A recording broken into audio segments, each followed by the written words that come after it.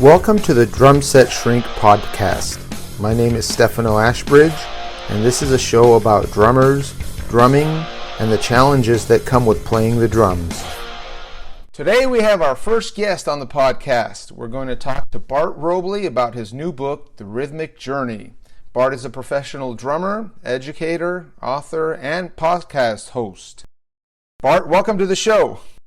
Thanks so much for having me, man. I really appreciate it. This is a real honor to be on your podcast. Honor's all mine. So to start off, can you tell us a little bit about yourself and your drumming journey? Yeah, my drumming journey started really young. I'm going to completely date myself here. My mom, when I was growing up, she loved Elvis. My mom was just a huge Elvis fan. And so in 1973, when I was 5 years old, you can do the math, my mom took me to see Elvis at the Denver Coliseum. And I don't remember the exact, I remember the concert, but I remember the event more than anything. And he had a comedian come out and open the show. And then after the comedian, the Sweet Inspirations, which were his backup singers, they came out and kind of did hits of the day. I kind of remember them doing a whole lot of Motown and stuff like that. And they played with Elvis's band. And then Elvis came out, and the intro song that he walked on stage to was 2001 Space Odyssey. And when he hit the stage, it was like a bomb went off. And I was just like, I didn't know what was happening, but I knew the energy was phenomenal at that very young age. And then shortly after that concert, there was a TV show called Aloha from Hawaii, Elvis Aloha from Hawaii. And that's kind of what started the whole thing, because I was, at this point now, a huge Elvis fan and a music fan, because, again, Mom always had the music playing in the house. Well, now at this point, when I'm watching it on television, there's a camera set up behind Ronnie Tutt's drum set, and he's playing a big, huge blue sparkle Ludwig drum set, and it was just amazing. I was just mesmerized. And I remember I've talked about this a lot on the Deck show, that his hi-hat was going up and down, and I didn't know if that was an automatic thing or if he was doing it, but I was focused on that hi-hat, and I'm like, how does that thing work? And it was just mesmerizing to me. So that's really how it started. And I just carried on from there. Once I started playing, my love for it and my passion for it just grew and grew and grew. That's amazing. I love to hear about that spark, the show that just started it off. That's right. Great. Yeah. I could feel it myself, because we all have that experience. I love that. Yeah, I think that's the thing that all drummers we all share that. Once we start talking, whether it's on a podcast or we're just, like where you and I, we met on my podcast, you and I did, but then the first kind of opportunity that we had to hang out was at the Sabian event at up in Burbank. And we all kind of told those stories. How did you get started? How did you get started? Where did you grow up? Where did you take lessons? Who was your first influence? All that stuff. I'm right there with you. I can totally geek out on that stuff. I completely love it. Yeah, exactly. And did you take lessons? Or? Yeah. So I bugged my mom and dad to get me a drum set. So my dad made me a drum set out of paint buckets. Wow. So I beat the heck out of that. And then when I was in the right before I started elementary school, I just kept bugging them. I'm like, I really want to play drums. And so my mom came home with a pair of sticks and a practice pad, one of those little square wooden blocks that kind of tilts to the side and has a piece of rubber on it. And I just beat the heck out of that thing. And then when I got into whatever grade it was that you could join the school band, I signed up for it. Well, my dad went to the parent-teacher night, and he brought home a saxophone.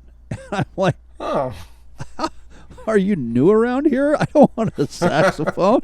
I want a drum set. And so, anyway, I played that for, I don't know, 1 year, I think. And then, but I spent more time in the back of the room beating on the drums. And so the band teacher said to my mom, I think you should be a drummer.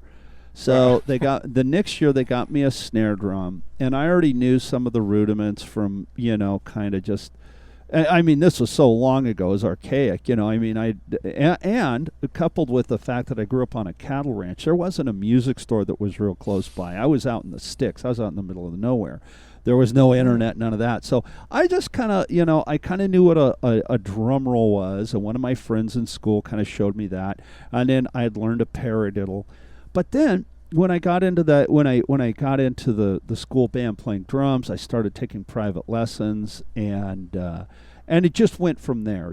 Just anybody that where I could pick up a piece of knowledge from, or I could nick something from, like, ooh, what's that? I'll take that. That's like everybody else. That's just what I did. You said you studied the saxophone for about a year when you were really young. I wouldn't say I studied it.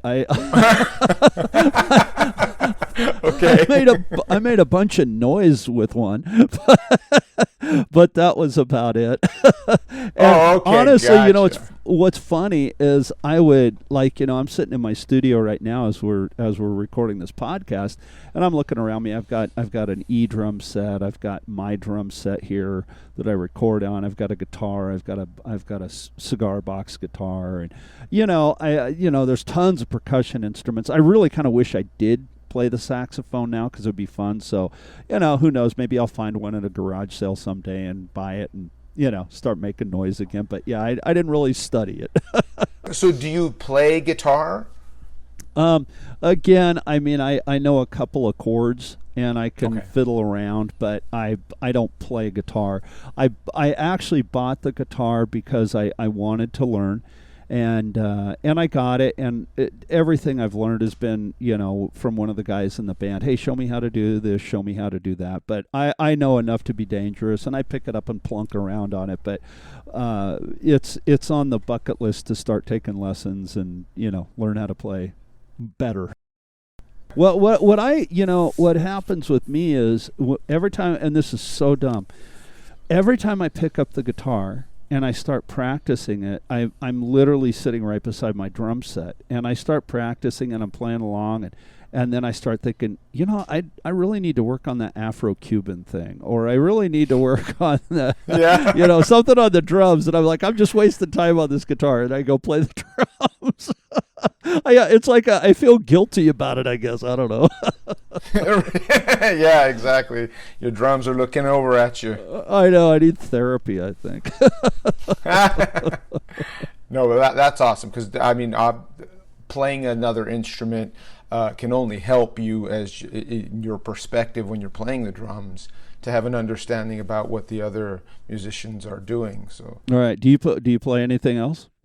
Kind of like you, very badly. It's the same story where there's not enough time to work on my drumming, that I don't feel like I have enough time to seriously take up any other instruments. But yeah, I can plunk around on guitar a little bit, I guess.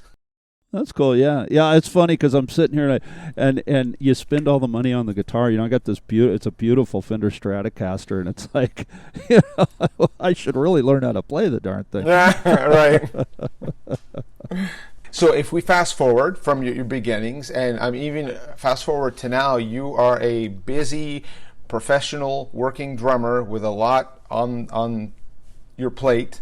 Can you talk a little bit about what you've got going on? I know we're going to talk about the book. I know that's the new thing, but you do so many things. Can you just talk briefly about all the stuff that you've got going on?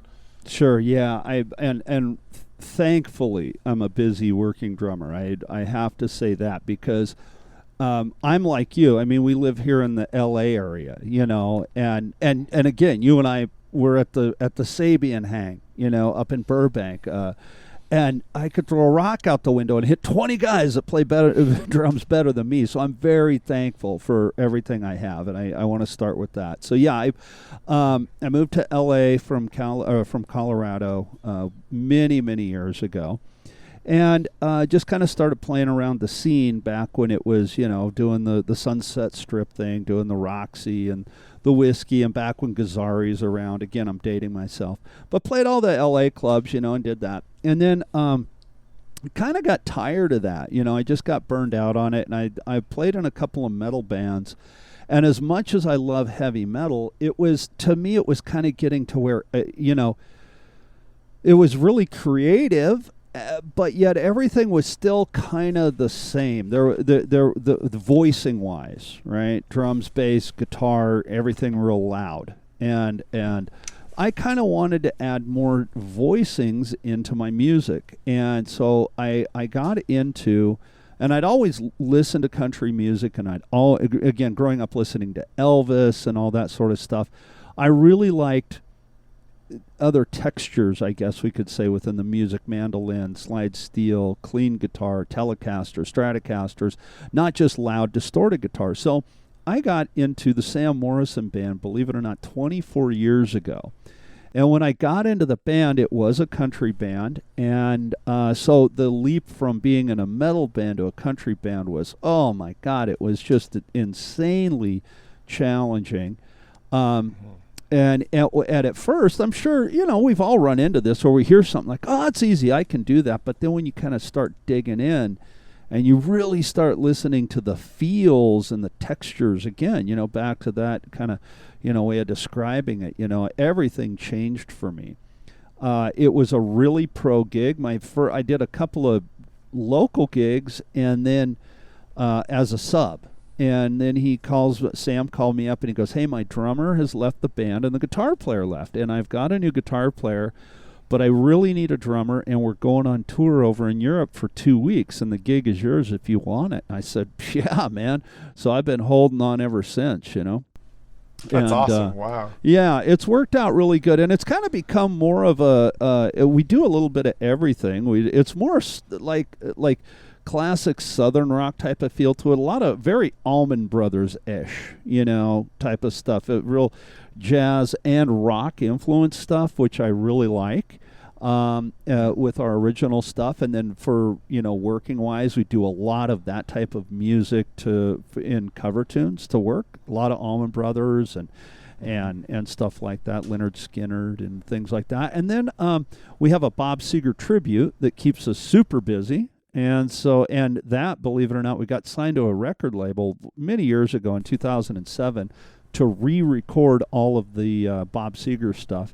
And it ended up a lot of that, and because of that, we had to do it note perfect when we re-recorded it, and so all the songs were from the second album on. I just cut to click reading the charts. I didn't, and I transcribed them and then went in and read them to click, and the rest of the band would come in and play. And so because of that, my studio chops and my reading chops got up. I could cut a song without any other musicians in the studio with me and read it down and make it sound like a song, make it sound musical. And so that kind of sprung me into doing more studio work and more session work. And I've always been a teacher, and I really enjoy kind of like what Dom Famularo talked about, always passing on to the next generation of drummers. And I really enjoy helping people. Like I get a charge out of seeing a student, whether they come to me at the very beginning of their drumming journey, or, they've been playing for years and they want to work on their reading or their recording or their learning the rudiments or what have you, and see them get something out of that. I've just always loved that, And and so because of that, it went into, well, if I'm a teacher, I want to author some books. So I've been a writer forever, and I used to write for Classic Drummer magazine and Music Scene International, but magazines that aren't even around anymore. But I've always kind of been a writer, and really enjoyed that. So that's how the whole writing thing started. Oh, excellent. Which brings us perfectly into your new book. You have a new book that is coming out, or the digital edition is already out? Right. Talk about that? Right. So it's kind of a cool thing. So the Rhythmic Journey, Unleashing the Beat Within. I started writing it about 3 years ago. And I'd already had a publishing deal on with Centerstream, Hal Leonard. So Centerstream was the publisher, and Hal Leonard was the distributor on it. And the Centerstream is a great publisher. They do a really good job, and I really enjoy what they do. And we've had a fantastic relationship. However, with this book, I knew I wanted to do something a little bit more. So I approached Joe Bergamini with Hudson Music. Joe, from the Sabian Education Network, and I said, hey, look, I've got this book, and I would really like to, see if Hudson is willing to pick it up. And so I sent it over to him, and he said that they would pick up the online digital version. So to answer your question, finally, the online digital version is on Hudson Music. You can go to Hudson Music and look it up. It's on their homepage, and you can buy it there. The hard copy version, since they didn't want the rights to the printed version, I went back to Centerstream and told them what I was doing. And I had told him before, I'd shopped the book to Hudson that's what I was doing, and he was fine with it. He goes, "Yeah, I want the printed rights." I said, "Okay, great." So I signed a deal with them for the printed rights. So they're not on Hal Leonard. It's not up there for the digital version, just the printed version. So the printed version is coming out on Hal Leonard, and I have a pre-sale, a little plug for the book here. I got a pre-sale going on my website right now, which is just my name, bartrobley.com. And if you go there and you the first 10 people that buy the book, and I've already sold a few, I'm not sure how many, but I have a few left. The first 10 people get a copy of my ASAP Drum Rudiments Plus, and it's just the original 26 rudiments on a rudiment sheet, and it's recorded. You can download the rudiments and play along with them. And then on the back of this, there's one of my original compositions, which is a snare drum piece, a rudimental snare drum piece that was influenced by the NARD book, National Association of Rudimental Drummers. It's a song. It's a piece of music called "The Attack of Mark the Shark." It's a nice. Yeah, it's a cool little piece, and it got signed to Crucial Music for commercial use in movies or television or yogurt commercials or whatever they want to use it for. And it's a fun little piece of music. It's on the back there. So if you're interested in the book and you want to buy it, you can go to my website and check it out and buy it there. And once it comes in, you'll get a copy in the mail along with my with that rudiment sheet. Excellent. I'll make sure to put the links in the show notes for anyone who wants to head over there. I'll make sure to get them over to you too. Is there a release date pending for the hard copy book? Unfortunately, I just talked to my publisher yesterday, and once you kind of get put into the queue to go to print, Hal Leonard is such a big company. They won't give you a release date. They just don't do it. So They said they're like for sure by NAMM, but hopefully by Christmas. Realistically, though, I have a feeling it'll be out this month because it went to press in October, and whenever I've had something with Hal Leonard, like 100% of the time, they always give you a date further out than what really happens. I think they kind of do that on purpose, to give you a little bit of a right. Yeah. So. Yeah, so I'm thinking hopefully, hopefully within the next few weeks here. When the digital edition came out, I bought mine the first day and started reading through it. And I got to tell you, I just in reading, page after page, it just struck me all these wonderful benefits of rhythm and playing the drums. Just from goal setting, listening skills, time management, the discipline, it just like one after the other, it made me want to go play the drums. Great. It's really motivational, yeah. One of the things that, and this is way into the book, but one of the chapters, the 10th chapter in the book is, motivation versus determination. Right. Mm-hmm. And that's kind of the subtitle of that chapter. But I think there's, motivation to do anything, motivation to practice the drums, motivation to write the book. Okay. versus the discipline to do it are two different things. And I always tell my students that because, as we said at the beginning of our conversation, I'm sitting in my beautiful studio here that I'm so thankful for, and I've got this great set of Gretsch drums over here, and I've got a V drum kit over here, and I've got my guitar.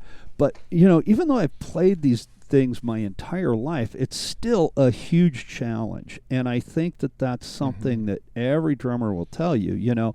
I go see my buddy Stefano play, and I'm like, oh my God, I got to go practice the drums. Well, then you sit down and you try to do it, and you can't, and practicing, you're doing something you're not good at, and so that determination to get better at something, that determination to go, you know what, I'm going to climb this mountain and I'm going to get to the top of it. Well, as soon as you climb that mountain, well, there's another mountain over there that you got to climb, So I think that determination to get through things is the one thing that I try to instill that in my students, and I try to instill it in myself, to tell you the truth, because it's really easy to get lazy and to not do it. So, that's one of the things that I tried to instill in my students, and I try to get, that to come across in the book. For me, like I was saying, just reading that inspired me, and I try to think of that to keep things that inspire me around me for those times when I don't feel that motivated, and to just to try and inspire me, because like you were saying, you have the motivation, but then when you don't feel like it, you need that determination to keep going. Right. Like, let me ask you a question. What's one of the things for you that motivates you to practice? Like, or what's one of the things that's motivational to you in your life? Listening to music. Well, definitely going to see a great show, having drumming friends like you that we can talk and bounce stuff off of, hearing what everyone's got going on. But lately it's just, I just noticed just listening to music that inspires me makes me want to get on the drums. And I've also been thinking about, like, what was I listening to when I was 12? And then, like, going back and listening to that stuff and putting myself in that mindset of this is what first started it all, like you mentioned with Elvis. Totally. And see, I think that's what we all have to have that, right? We all have to have that in our life you can kind of, get in touch with that inner 12-year-old, I remember one time, and this really hit me like a ton of bricks, and it really hopefully changed, well, it did change my mindset, again, back into the thankfulness of the things that I have. I was walking through the NAMM show, and I was just walking down one of the aisles, and I saw these two guys walking, kind of escorting this guy in front of me, and I wasn't really paying attention. I was just kind of walking through and looking at the show. Well, then all of a sudden I realized that the guy they were escorting was Paul Stanley, and I just thought to myself, oh wow, that's cool, it's Paul Stanley, right? And I kind of it was that simple of a thought. Oh wow, there's Paul Stanley. Well, all of a sudden I realized I've been in Los Angeles way too long, because back to the, the 12-year-old thing, man. If I was 12 years old and I'm walking along and Paul Stanley was there, I would have flipped the hell out, man. I would have just gone berserk, And so I kind of, at that point, I was like, you know what? I can't take this stuff for granted anymore. I have to really realize that, hey, Paul Stanley, I was a huge Kiss fan when I was a kid, man. I was the kid that painted his face like, Gene Simmons or Peter Criss and joined the talent show. I loved Kiss. And then also you get callous to it. No, you can't do that. You have to keep that. I think that's why I asked you. I think that internal love for what the original spark was. So I went through this whole phase. It started with Elvis, but then it went into Kiss and Led Zeppelin and stuff like that, So just finding that spark. And I think that's perfect. That's why I asked the question, what is it that motivates you? But then now, okay, you go to, give me a song that you want to play but you've never played in your life. Like it's a drummer song, right? Every drummer knows this, but I don't know it. You got one of those? Yeah, I would say this is one that I listen to all the time, but I don't think I've ever even tried to sit down and play it. Is Gray Street by the Dave Matthews Band. Oh, okay, perfect, perfect. Now, if you sat down to try to play that right now, you know as well as I know, being professional musicians, that that is not going to be something like you may be able to get through a few bars, but then all of a sudden there's going to be Carter Buford's going to have played something where it's like, whoa, what was that? Or wait, how did he do that? What's the bass drums doing? And you got to go back, and now that goes into the other chapter of critical listening. Really critically listening to the music. Oh man, you know what? That kick drum, that's not on 3. That's on the E beat of 3, or whatever. It's on the last note of the sextuplet of 3. Whatever it is, I'm just pulling this out of the air, but that's the critical listening part. That's the part where you have to really sit back and listen to the music. And at the beginning of the podcast, I was talking about the recording that I did with Michael Blum. Michael Blum was the producer on all of the Bob Seger records that we had done, the re-records of Bob Seger music that we did with the Sam Morrison Band. And then subsequently, as a side note, I ended up doing a lot more re-records other than just Bob Seger. I did a whole bunch of the Meatloaf stuff and a whole bunch of just one-off stuff back from the 50s. Again, it's all for commercial use. I joke about a yogurt commercial, but literally, I got a song that I played drums on a song in a yogurt commercial. That's where the joke came from. But yeah, and so doing those songs and being able to read them and transcribe them, and then go in and reproduce that. That's the critical listening part. It's not the drumming part, the part where you're sitting at the drum set with the headphones on and the click going and the tape rolling, or the Pro Tools running, however you're recording it. That's the last step in a very long process on my end of things in a recording studio. And so the critical listening is where that is where that all starts.